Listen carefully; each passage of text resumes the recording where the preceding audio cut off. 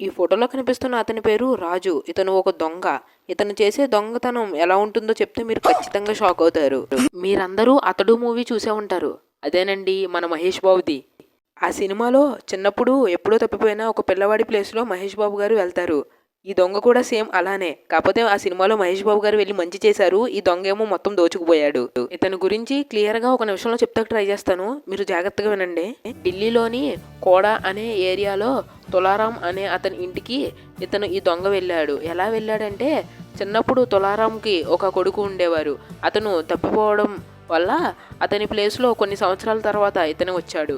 ఆస్తి వివరాలు అడిగేసరికి తులారాం కుటుంబానికి అనుమానం వచ్చి పోలీసులకు చెప్పారు.